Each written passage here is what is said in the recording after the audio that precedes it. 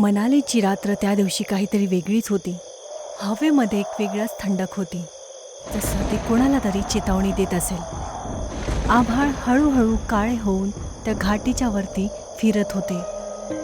पण 3 मैत्र अर्जुन, दिशा आणि तान्या उत्साहाने भरलेले हॉटेलच्या बाहेर उभे होते. त्यांना हे माहिती नव्हतं की या यात्राची रात्र त्यांच्या जीवनाला नेहमीसाठी बदलून देणारी होती. तान्या खूप गंभीर विचारात डुबलेली होती. तिच्या डोळ्यामध्ये एक अनजान आकर्षणाची चमक होती, जसं तिला वनने आधीच बोलवलं असेल. काय झालं तान्या?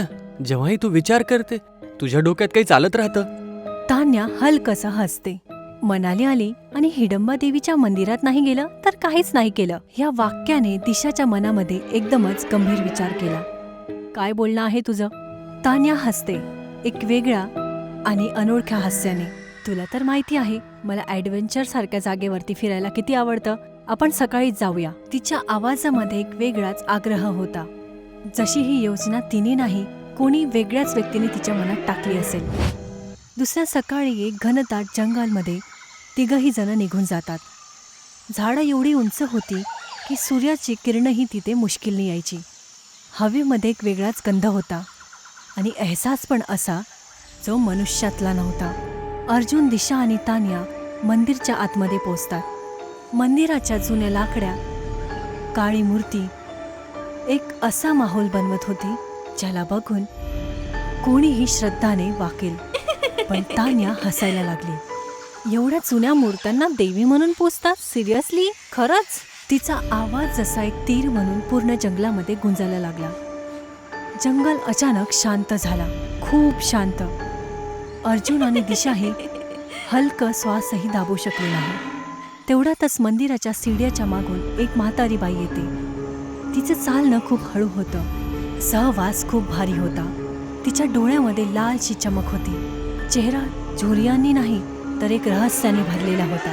देवीच्या तपस्थानवरती हास्य नाही केलं जात मुलांनो, हे स्थान जागृत आहे. माझं नाव देवकी आहे. तान्या हसून बोलते. आंटी, आम्ही तर फक्त मस्करी करत होतो, घाबरवायची गरज नाही. देवकी समोर जाते. तिच्या पायाचा आवाज मातीवर नाही तर हवेमध्ये ऐकायला येत होता. हिडंबा फक्त एक राक्षसी नव्हती, ती वनची रक्षक होती. तिने वर्षोपर्यंत तप केला. तिचा तप या जंगलामध्ये आजही जीवित आहे. रात्रीच्या 3ऱ्या पहरमध्ये देवी मंदिरच्या बाहेर निघून त्या स्थानावरती जाते जिथे तिने तप केला होता. वन तिचा अपमान सहन नाही करत. जो कोणी हसत अपमान किंवा बदतमीजी करतो त्याचं मन जंगल आपल्यामध्ये खेचून घेतो. देवकीने तान्याच्या सरळ नजरेत टाकून बोलली, जर देवीचा अपमान झाला तर विश्वास ठेव मुली, तू या जंगलाच्या बाहेर कधीच नाही जाऊ शकणार. नेहमीसाठी तू इथेच राहून जाशील आणि भटकशील. अर्जुन आणि दिशाला भीतीने जकडून घेतलं. पण तान्या अजूनही तेच विचार करत होती की फक्त हे लोकल लोकांचं टुरिस्टला घाबरवण्याचा प्रकार आहे. ओ प्लीज, एवढं भीतीदायकही नका बोलू. आम्ही टुरिस्ट आहोत, भूत नाही. 3घही निघून जावा, आता ही वेळ आहे. देवी सर्व बघत आहे. पण तिन्ही मित्रांनी त्याची चेतावणीला हवेमध्ये उडवून टाकलं. रात्र सामान्य दिसत होती, पण पहाडाची खामोशी एक अपघाताचा संकेत होते. रात्रीच्या 2:30 वाजता हॉटेलमध्ये एक भयानक चीख आली. अर्जुन आणि दिशा धावतच तिकडे जातात. त्यांचे पाय दरवाजा उघडताच थांबून गेले. तान्या बिछाण्यावरती उभी होती. तिचा चेहरा निळा आणि डोळे काळे आणि तिचे केस हवेमध्ये असे उडत होते जसं की एक अदृश्य शक्तीने तिला जकडून घेतलं असेल. तिचे हात पाय एक एक करून मोडायला लागले. कोणत्या झाडाच्या सुकी टहणीसारखे तिचे आवाज पूर्ण खोलीमध्ये यायला लागला. आणि तेवढ्यातच तिने एक मोठ्या आणि घऱ्या आवाजामध्ये बोलली, वनच्या देवीचा अपमान केला आहे. त्याच वेळेला खिडकी अचानक आपोआप तुटून गेली. तान्या खिडकीच्या बाहेर उडी मारून अंधारामध्ये गायब झाली. अर्जुन आणि दिशा तिच्या मागे धावलेत. पण बाहेरचं जंगल आजही त्यांना ओळखत नव्हते. हवेमध्ये वेगळाच आवाज होता. झाडांची शाखा जसा रस्ता थांबवत होती. धरतीचा सुगंधही वेगळाच होता, जसं की जंगल स्वतः जिवंत आहे. तान्या धावतच त्या हिडंबा मंदिराच्या आतमध्ये पोचते. मंदिरचा प्राचीन दरवाजा हा आपल्याआप उघडला. पण तो अंधार साधारण नाही, तो एका शक्तीचा अंधार होता. तान्या तिथे पोचताच गायब झाली, जसं की अंधाराने तिला निगलून घेतलं असेल. जोरात येणारी हवा आणि ती जुनी लाकडी, जसं की मंदिर हळूहळू स्वतः जिवंत होत असेल. अर्जुन आणि दिशाने मंदिरामध्ये पाय ठेवला. मंदिराचा आतमधला हिस्सा जुन्या संसारासारखा वाटत होता. भिंतींवरती जुन्या लाकडाने बनलेलं जाळी, छतवरनं टपकणारं पाणी आणि प्रत्येक क्षणाला तो घनदाट जंगल, जसं की त्या देवीचा तप अजूनही चालूच आहे.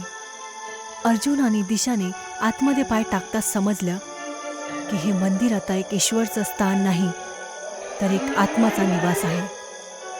अंधारही त्यांच्याबरोबर श्वास घेत होता. दिशा कापत्या आवाजामध्ये बोलते, तान्या, तू कुठे आहेस? हे बघ, आम्हाला घाबरवू नकोस. दिशा, तू कुठे आहेस? त्यांचा आवाज भिंतीला टकरावून परत येतो, पण तान्याकडून काहीच उत्तर येत नाही. फक्त मंदिरामध्ये असलेली हवा आता बाहेर येत होती, जसं की कोणी त्यांच्या आवाजाला गिळत असेल. पण अचानक दोघांची नजर मंदिराच्या मधोमध जाऊन थांबते. तिथे तान्या उभी होती. तिचा पूर्ण शरीर कापत होता. चेहरा मनुष्य नव्हता. डोळे एकदम काळे आणि लाल झाले होते, जसं की 2 गुफाय असतील. तिचा श्वास हा अटकत होता आणि दुसऱ्या क्षणातच तिचा चेहरा एकदम भयानक रूपामध्ये परिवर्तित झाला. गाल आतमध्ये गेले आणि मान एकदम वेगळ्या दिशेने मोडली. आणि दिशा बोलली, मी सांगितलं होतं, हे स्थान जागृत आहे. तिचा आवाज असा होता जसं की कोणी लोह्याला दगडावरती घासलं असेल, कर्कश आणि भीतीदायक आवाजामध्ये. दुसऱ्या क्षणातच तान्या विजेच्या गतीने दिशाच्या जवळ येते. दिशा तान्याचा भयानक चेहरा बघून घाबरली. भयानक झालेली तान्याने दिशाचा मान पकडली आणि तिला एका बाहुलीसारखं मोडून टाकलं. तिच्या हड्ड्यांचा कडकण्याचा आवाज पूर्णीकडे गुंजला. दिशाचा आवाज पूर्ण हवेत येतो. तान्याने तिला हवेमध्ये उचलून फेकून दिलं. दिशा दगडांवरती जोरदार आवाजाने धडकते आणि अर्जुन हे सगळं बघून कापायला लागला. मला सोड, शेवटी तुला शेवटी काय झालंय तान्या? पण ती आता तान्या नव्हती. ती जंगलाचा क्रूर होती. वन देवीचा दंड होता. अचानक तिने आपल्या डोक्याला मंदिरच्या दगडाच्या स्तंभावरती जोरात धडकायला चालू केला. एक जोरदार आवाजाने तिची खोपडी फाटून गेली आणि एक पूर्ण भीतीदायक आवाज पूर्ण मंदिरामध्ये गुंजायला लागला. काही वेळातच तिचा पूर्ण चेहरा सामान्य झाला आणि तिचं शरीर थांबून गेलं, जसं की एक अदृश्य शक्तीने तिच्या अपराधांची सजा तिच्या हाताने दिली असेल. आता फक्त अर्जुन वाचला होता. अचानकच हळू पायांचा आवाज येतो, हलका आणि भारीसा. अर्जुनने मागे वळून बघितलं. तीच म्हातारी बाई होती. देवकी मंदिरात उभी होती, पण ह्या वेळेला तिचा चेहरा मनुष्यात नव्हता. तिचे डोळे कोहल्यासारखे काळे होते. त्वचा सुकलेली आणि फाटलेली होती आणि शरीरातून माती आणि ओल्या लाकडाचा वास येत होता, जसं की तो आत्ताच मातीतनं उठून आली असेल. अर्जुन घाबरतच कापून बोलतो, शेवटी तू कोण आहेस तू? देवकीचा आवाज गहिरा झाला. आता सांगते मी कोण आहे. मी हिडंबा देवीच्या तपस्थलीची रक्षक आहे. मी 1700 वर्षापासून या जंगलची पहरेदारी आहे. हिडंबा देवीने तप नंतर आपल्या वनच्या रक्षकसाठी मला वरदान दिलं होतं. माझ्या वनमध्ये येणाऱ्या कोणीही अपमानकारी वाचून नाही जाणार. अर्जुन तुटून तुटून रडून बोलतो, मला जाऊ द्या, मला जाऊ द्या. देवकी तिच्या डोळ्यामध्ये वाकून बोलते, तुला भीती नाही वाटली जेव्हा तान्या मस्करी करत होती? मला असं वाटलं होतं की चेष्टा आहे. देवकीचा आवाज अजूनच गहरा झाला. आणि हेच तुझं पाप आहे. जे अपमानला बघूनही चूप राहिलं त्यांचंही तेच भाग्य होणार. अर्जुनने धावायचा प्रयत्न केला, पण मंदिराचे दरवाजे स्वतःहूनच धडकन बंद झाले. हवा भारी झाली, भिंत कापायला लागली आणि देवकीचे डोळे अचानक लाल लाल आगीसारखे झालीत. आता तू पण इथेच राहणार, नेहमीसाठी, जंगलाची छाया बनून. आणि दुसऱ्या क्षणातच अर्जुनचा आवाज पूर्ण जंगलामध्ये गुंजायला लागला. आवाज ज्याला पहाडांनी निघळून घेतला होता, झाडांनी सुकवून घेतलं आणि जंगलातल्या हवेने त्याला आतमध्ये घेऊन घेतलं. दुसऱ्या सकाळी मनाली पोलीस जंगलात पोहोचले. जंगल, मंदिर अशा प्रत्येक ठिकाणी त्यांनी तलाश घेतली. झाडांमध्ये शोधलं, मातीवरती शोधलं, मंदिराच्या प्रत्येक कोण्यामध्ये बघितलं गेलं.